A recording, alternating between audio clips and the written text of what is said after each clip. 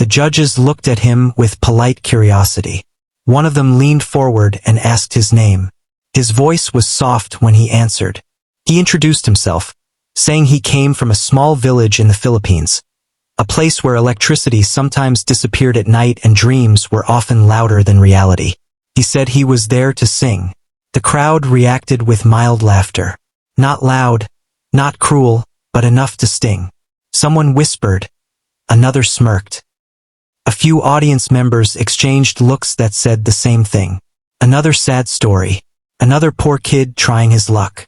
Simon Cowell raised an eyebrow, not impressed, not interested, just waiting.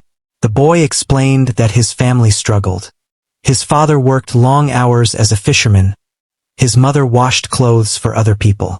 Music, he said, was the only thing that made him feel like he mattered. He used to sing by the sea, letting the waves be his audience. The laughter in the crowd grew slightly louder. Not everyone, but enough. Simon asked him why he believed he could win. The boy paused. His hands shook. He took a deep breath and said that winning wasn't his goal. He just wanted his parents to know their sacrifices were not wasted. For a brief moment, the room went quiet, but doubt still hung in the air. The judges nodded and asked him to begin. As the music started, something unexpected happened.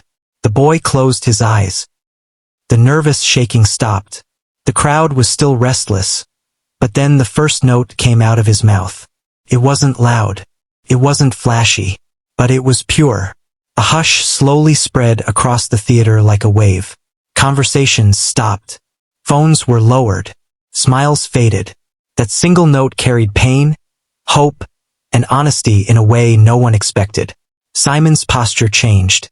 He leaned forward, his face suddenly serious. The boy continued singing, and with every line, the emotion grew deeper. His voice cracked slightly, not from weakness, but from truth. It sounded like a heart that had been broken to man.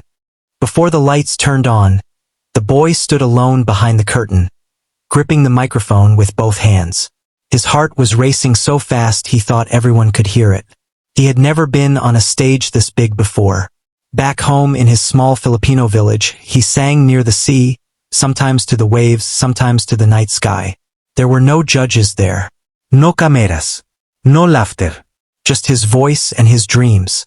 When he finally stepped onto the stage, the audience barely reacted. Some people looked bored. Others whispered. A few even laughed quietly. He wore simple clothes, clearly worn from years of use. He didn't look like a star. He looked like an ordinary boy who didn't belong under such bright lights. The judges watched him closely. Simon Cowell leaned back in his chair, arms crossed, his face unreadable.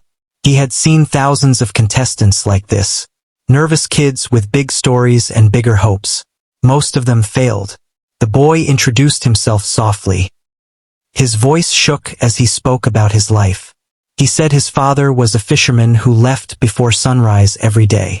His mother washed clothes for other families to earn money. Some nights, he said, they slept hungry, but his parents always smiled so he wouldn't worry. Music was the only thing that made him forget the fear of tomorrow. A few people in the crowd smiled, not kindly but doubtfully. They had heard stories like this before. Simon asked him why he believed he could sing well enough to be there. The boy paused. He swallowed hard and said he didn't know if he was the best. He only knew that singing was the one thing that made him feel alive. That answer didn't impress the audience. The music began. First, nothing changed. Then the boy sang his first note. It was soft, almost fragile, but it carried something powerful. The laughter stopped. A strange silence spread across the theater.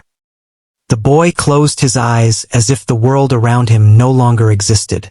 His fear disappeared, replaced by something